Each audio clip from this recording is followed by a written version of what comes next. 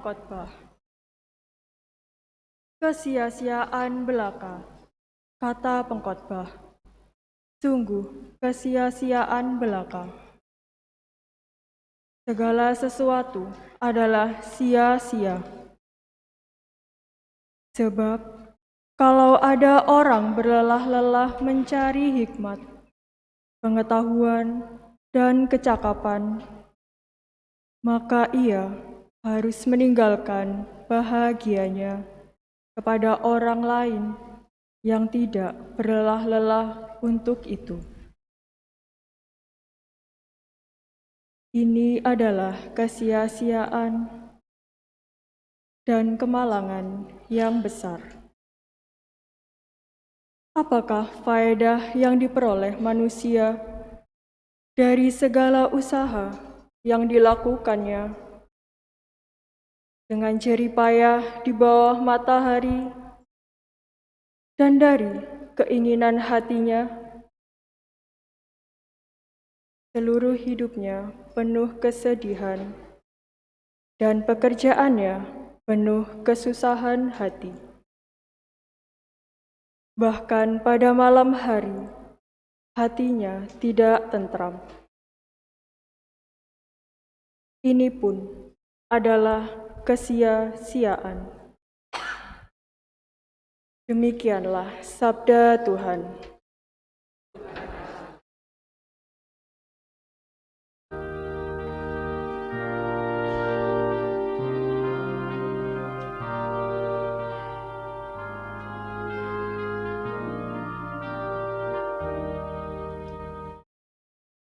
Tuhan, Engkaulah tempat perlindungan kami turun-temurun.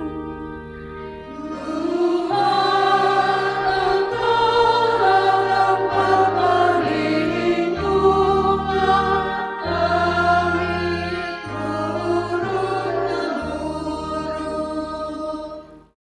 Engkau mengembalikan manusia kepada debu, hanya dengan berkata, "Kembalilah hai anak-anak manusia." Sebab di matamu 1000 tahun sama seperti hari kemarin, atau seperti satu giliran jaga di waktu malam. Tuhan, Engkaulah tempat perlindungan kami turun-temurun. Engkau menghanyutkan manusia seperti orang mimpi, seperti rumput yang bertumbuh. Di waktu pagi tumbuh dan berkembang, di waktu petang sudah lisut dan layu.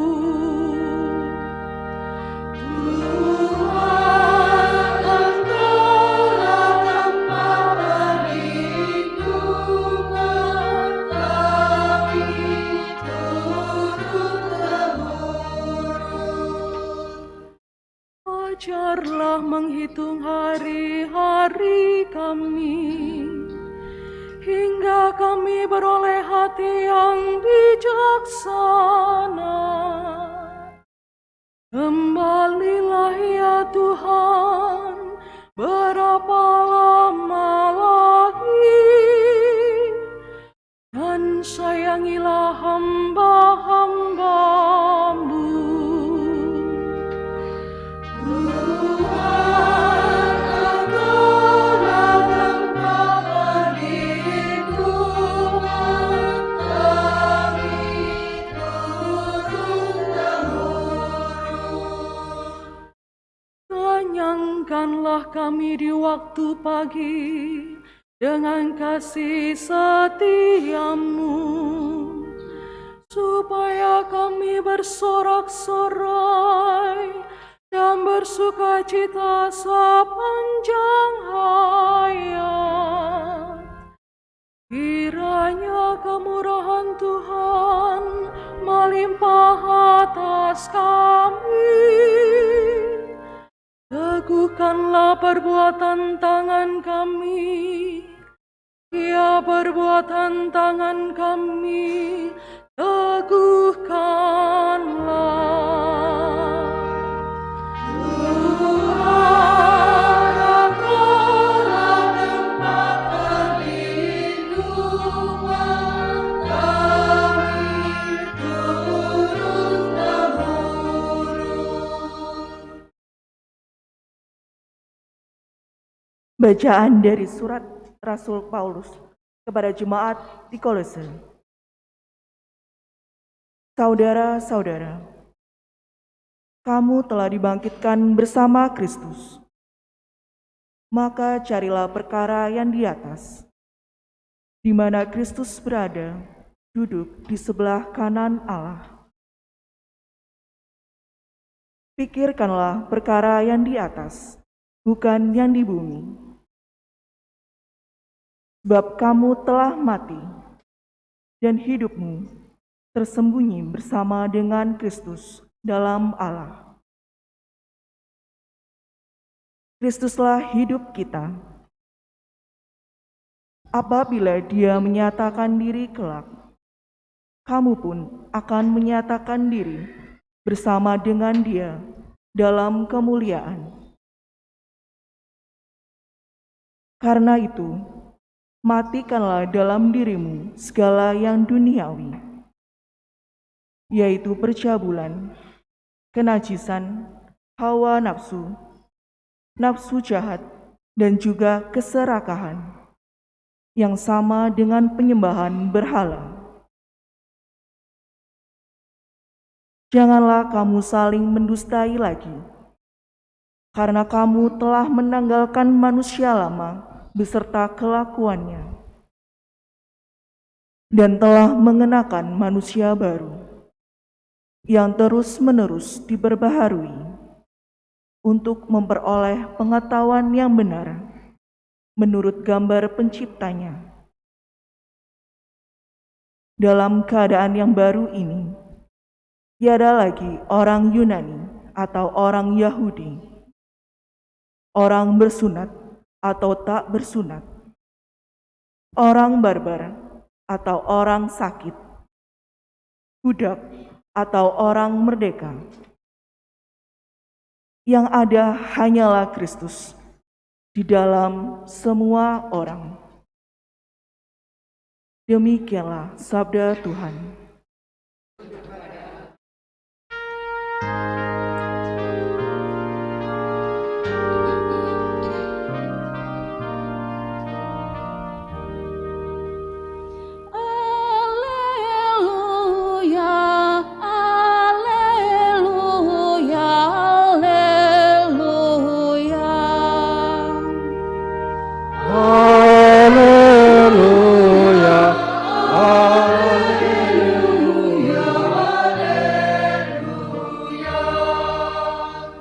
Berbahagialah orang yang miskin di hadapan Allah, karena merekalah yang mempunyai kerajaan surga.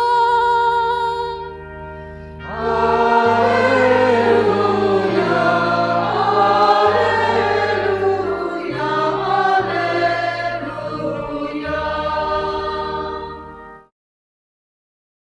Tuhan sertamu.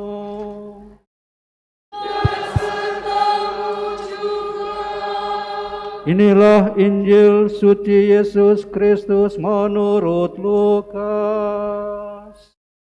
Dimuliakanlah Tuhan.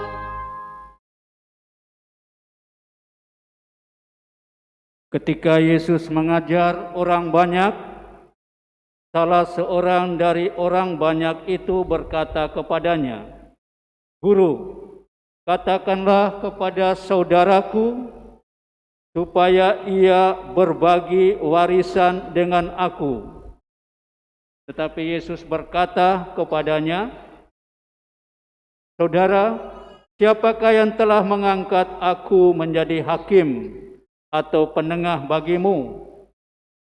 Kata Yesus kepada orang banyak itu, Berjaga-jagalah dan waspadalah terhadap segala ketamakan. Sebab walaupun seorang berlimpah-limpah hartanya, hidupnya tidaklah bergantung dari kekayaannya itu. Kemudian Yesus mengatakan kepada mereka perumpamaan berikut. Ada seorang kaya, tanahnya berlimpah-limpah. Ia bertanya dalam hatinya, apakah yang harus kuperbuat? Sebab aku tidak mempunyai tempat untuk menyimpan segala hasil tanahku. Lalu katanya, inilah yang akan kuperbuat. Aku akan merombak lumbung-lumbungku, lalu mendirikan yang lebih besar. Dan aku akan menyimpan di dalamnya segala gandum, serta barang-barangku. Sesudah itu, aku akan berkata kepada jiwaku, Hai jiwaku, ada padamu banyak barang, tertimbun untuk bertahun-tahun lamanya. Beristirahatlah, makanlah, minumlah, dan bersenang-senanglah. Tetapi Allah bersabda kepadanya, Hai orang bodoh, pada malam ini juga jiwamu akan diambil daripadamu. Bagi siapakah nanti apa yang telah kau sediakan itu?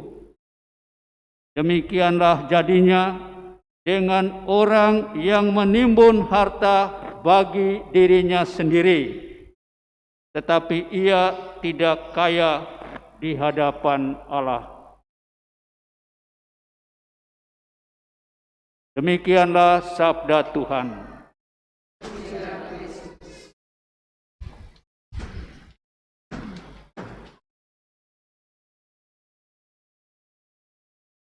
Saudari-saudara terkasih, ibu bapak umat beriman, semua orang-orang muda, anak-anakku sekalian yang dicintai Allah.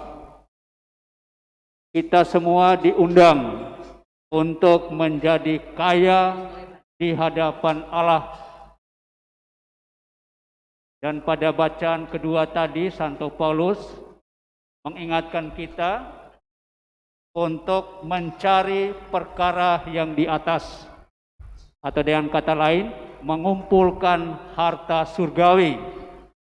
Dengan mengumpulkan harta surgawi, kita menjadi kaya di hadapan Allah. Saudara-saudari, ada kecenderungan yang paling mendasar bagi semua kita manusia adalah selalu tidak puas dengan apa yang kita miliki, selalu tidak puas dengan apa yang sudah kita terima, selalu tidak puas dan selalu ingin mencari yang lebih besar, lebih baik, lebih berguna, lebih baru. Itu kecenderungan dasar.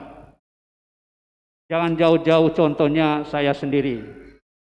Ketika saya baru 5 tahun jadi imam, saya sudah memiliki mobil.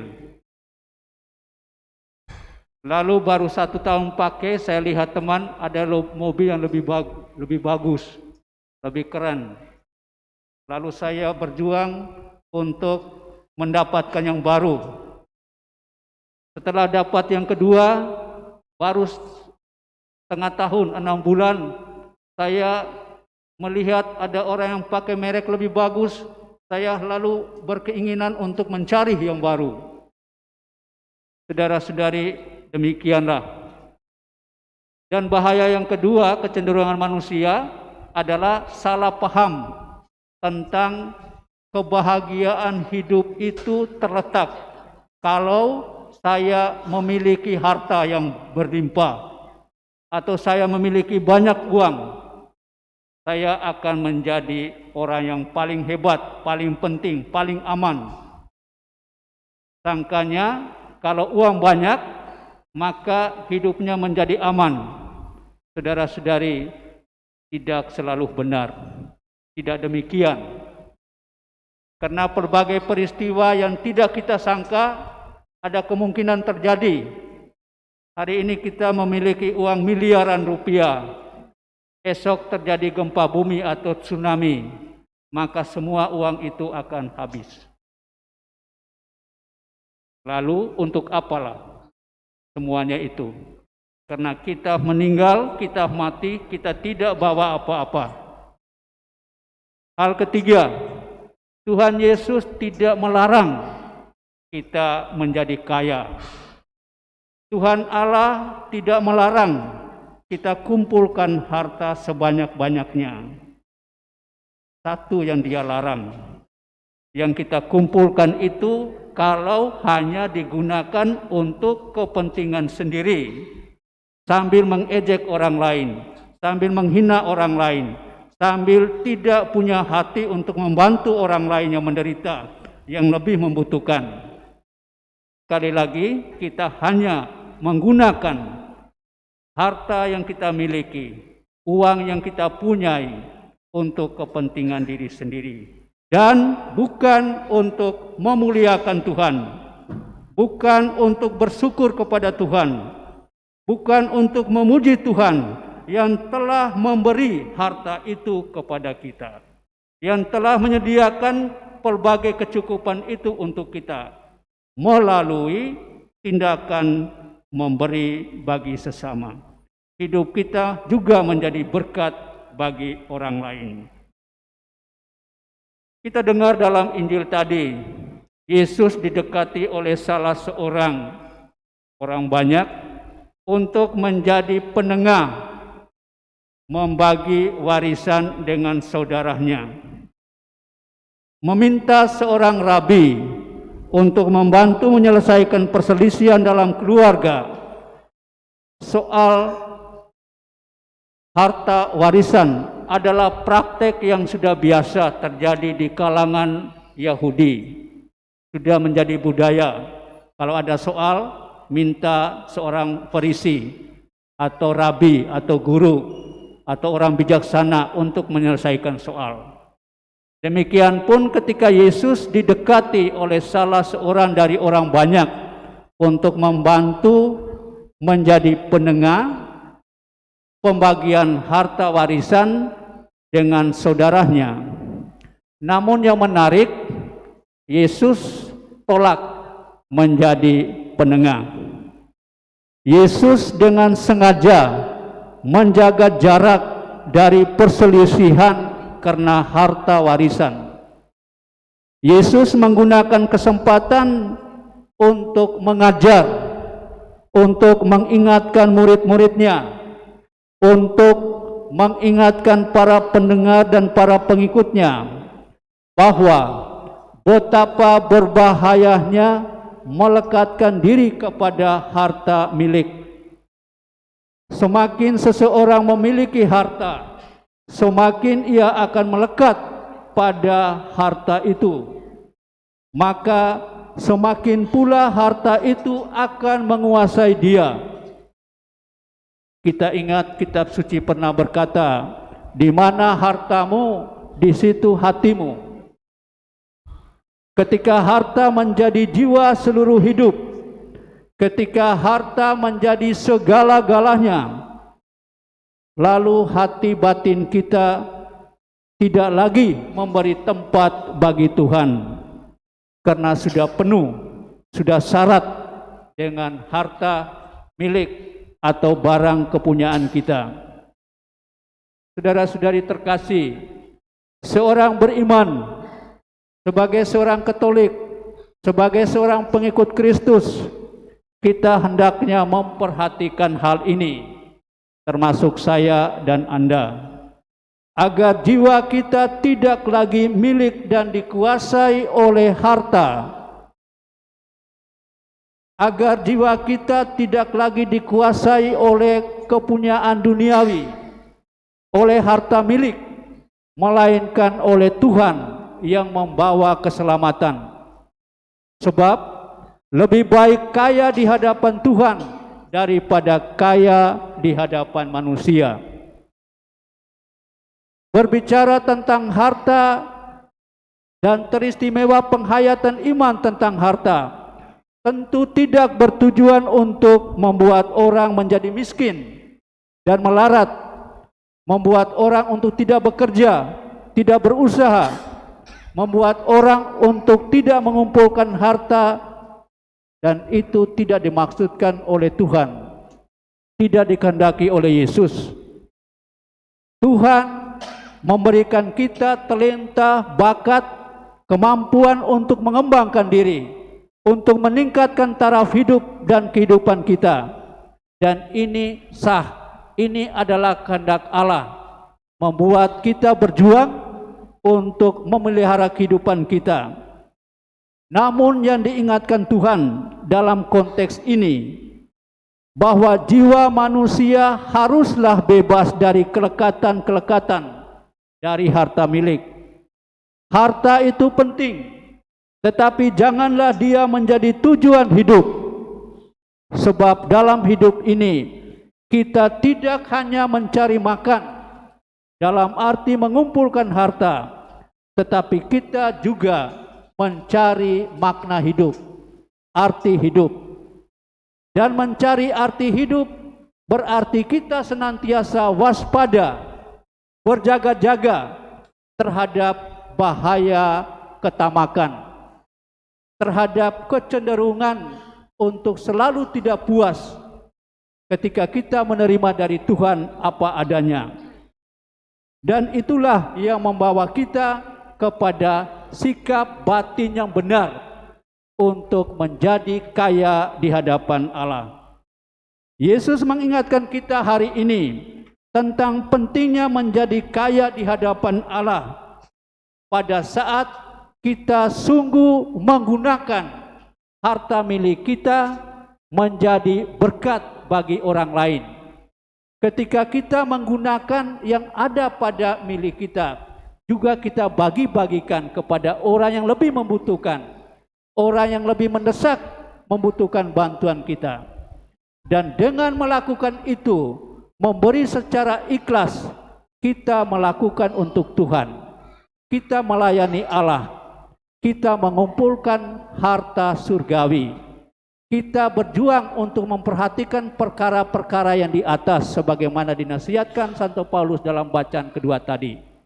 Dan hidup kita menjadi terjamin karena Tuhan menjanjikan kehidupan kekal akan kita terima setelah kita meninggalkan bumi yang fana ini. Tuhan memberkati kita karena Dia mengasihi kita ketika kita menggunakan apa yang kita miliki, apa yang kita terima dari Tuhan juga bagi orang di sekitar kita. Amin.